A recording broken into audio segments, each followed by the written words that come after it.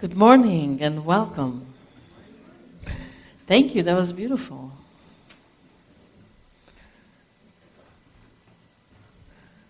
I do always feel very inadequate following Miriam. So we'll see what's going to happen here. And welcome to you here in the sanctuary. Welcome to you there on the holy interwebs in Zoomlandia. We're happy that you're with us today. So it's Flower Communion, and now look at all these flowers. There's a lot of diversity here. They seem to be getting along just fine, so they seem to be pretty inclusive, and they're not fighting each other for water, so there's some equity there too. But I think there is a problem with DEI, and I think it's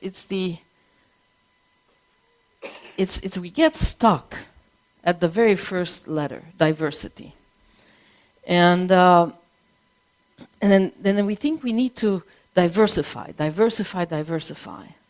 It works for a portfolio, right? They say.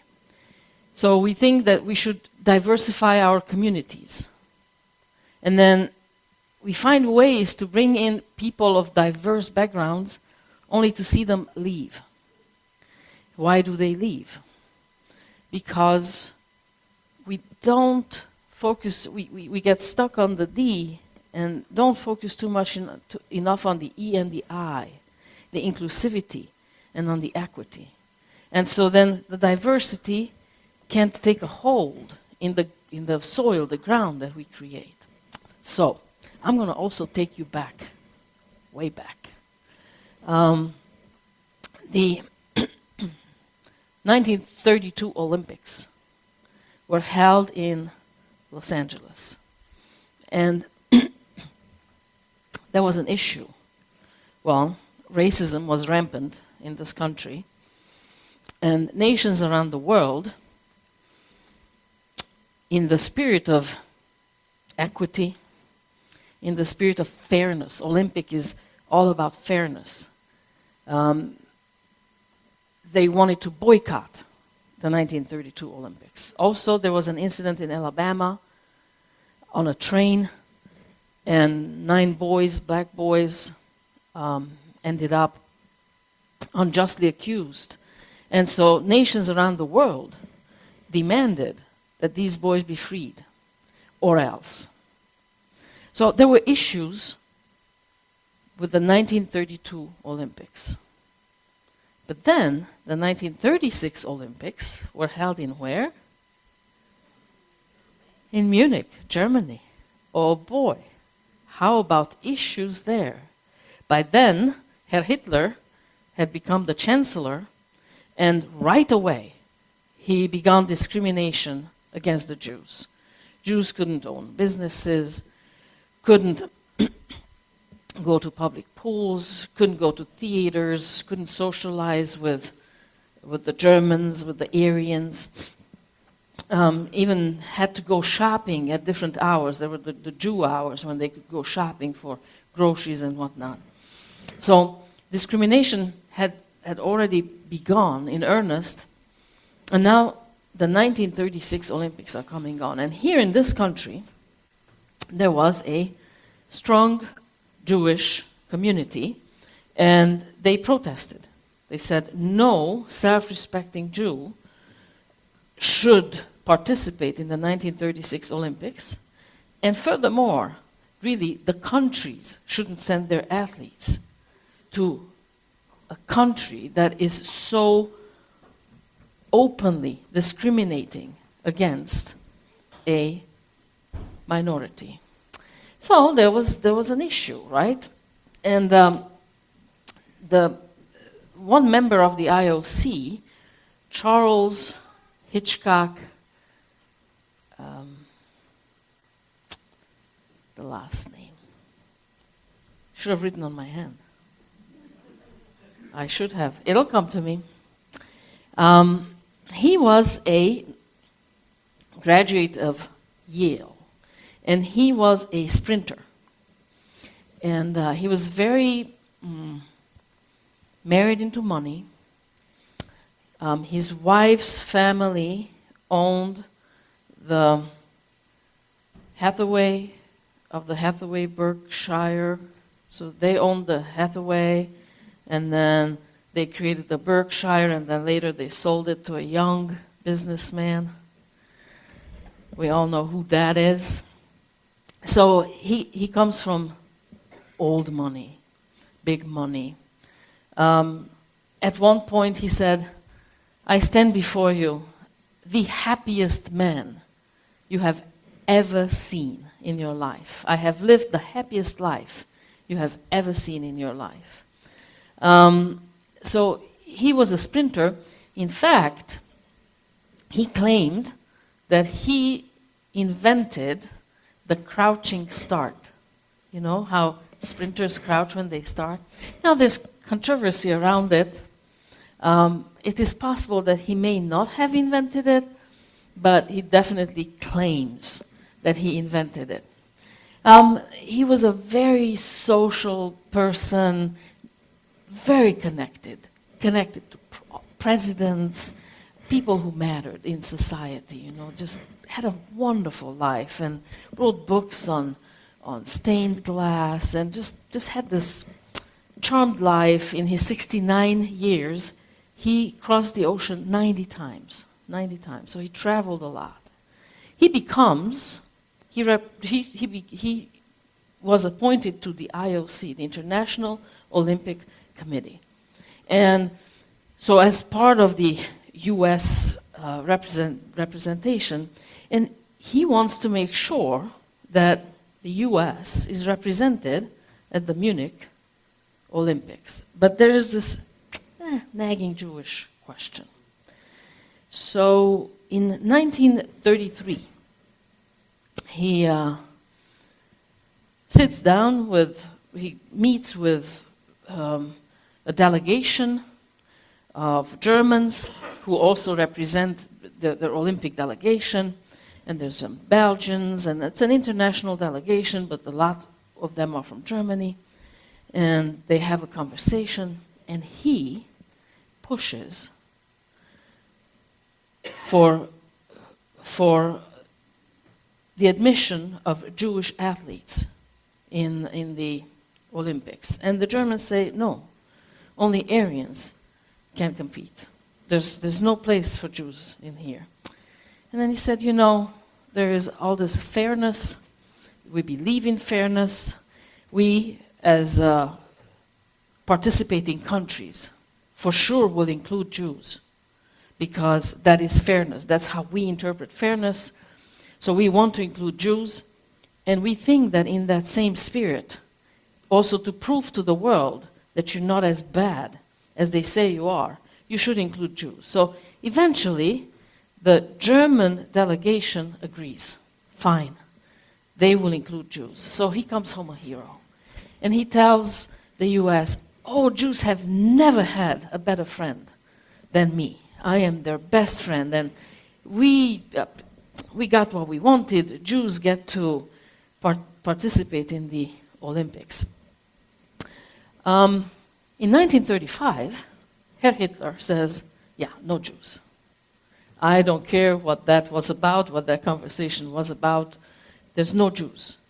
So now he's worried that his legacy is being injured, because he's the one who negotiated the deal. So he goes back and asks for a meeting with Herr Hitler. And he gets one, and he sits down, and he is just absolutely swept off his feet by Hitler. And he kept journals, very detailed journals, that his wife, and this is very important, that he dies in 1936, before the Olympics even begun. And his wife, whether she knew or not, we don't know, but she gave all his journals to the National Archive before they could be sanitized. See, what happened, many Americans were infatuated with Nazism and were subscribed to Nazism and just believed it and wanted it. But when things didn't quite turn out the way they had hoped, they sanitized their records. Well, he couldn't. He couldn't. He meets with Hitler, has this hour and 10-minute long conversation. He is absolutely swept off his feet. He describes his features, talks about the glow in his eyes, how Hitler is the only person he has ever had a meeting with who dared sit down facing the window where the light hit his face. No other leader, no kings, no presidents, no other leader had ever done that. Hitler is the only one who dared do that because he just was so confident and so incredible. So then he brings up this little nagging Jewish question. And he doesn't say, why are you discriminating against Jews? Why are you persecuting the Jews? That is not his issue. His issue is, how can we make it so you don't look so bad and the Jews do get to participate? But then he says, and you don't even have to allow all the Jews. At the time in Germany, the very best tennis player was a Jewish man, a physician, a doctor. And they just kicked him off the Davis Cup team, the Germans did. So he said, you don't even have to admit a bunch of Jews. Just do one. One will do. One will do. And I even have one in mind. There is this Helen. She lives in Los Angeles. She's half Jew, and she's German. That's where she lives, and she's a very fine fencer, And just admit her, let her play on your team, and then everything will be fine. All the looks are protected. And Hitler pushes back that no, competition is just for the Aryans. And then he said, come on, just let it. We can make this work, and then you can have your big game. So eventually the meeting ends. He returns home, and he doesn't know whether Hitler will allow Helen or will not allow Helen to participate in the Olympics. And eventually he gets a letter from Hitler, and he says, okay, Helen can participate. And he gives a speech, and he talks to the Jewish Federation here in this country, and he tells them, now, look, I am not here to say whether you should protest or not. That's not my place. But I warn you that after Hitler made this compromise, if you should protest, it will cause for hatred towards Jews. It will incite hatred toward Jews. And so they don't protest. They don't. And the games go on. The US sends their team, and the Germans hold the Olympics in Munich. And, Hitler gets to shine in front of the world as some kind of great leader. So they ended up with the diversity. Helen, one Jew on their team, on the German team. They ended up with the diversity. But there was neither equity nor inclusion. And without equity and inclusion, diversity can't exist. That is like have a flower and give it neither water nor sunshine. it dies. It can't exist. So, of course, we know that now we live in days when DEI is a dirty word anyway, as far as this government is concerned. So if we believe in it, if we think that inclusion, equity, and diversity should exist among us, then we should be the first ones to live by it. Because nobody, no government can come into my heart and put that out. No government can go into your heart and kill that. That is an individual commitment that I care about inclusion, equity, and diversity. And diversity, this, and this is who we are. We're all different. We think differently. We look different. Our skin is different. We love differently. We reason differently. We like different things. So what? It's like that. This is who we are. And we all have a right to water and air and sunlight. And we cannot exist without it, nor can we exist without each other. Because alone is just so boring if that's all you would ever see, just this one. Always that one. But together, wow, what a bouquet. And that's us. That's us, this community. It's this town, it's the city, it's the state, it's the country, it's the world. So regardless of what comes down from up above, let us embrace each other. Let us just be inclusive. Nobody can dictate us otherwise. This is a choice of the heart. Let us treat each other with equity, with kindness, so diversity can take hold. So they don't just come in, but they also have, the soil is so ready here that they can stay, grow, and flourish. And so we can become, together, a community. And for that, together we say, thank you, thank you, thank you. Oh, wait. There it is. I invite you now it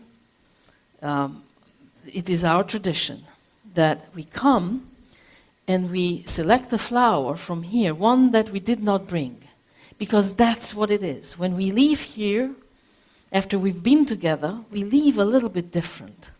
We are changed. Something has changed. So the same way, please pick a flower that you did not contribute to this vase. This is the gift of community, that we impact each other. So please, come, take a flower.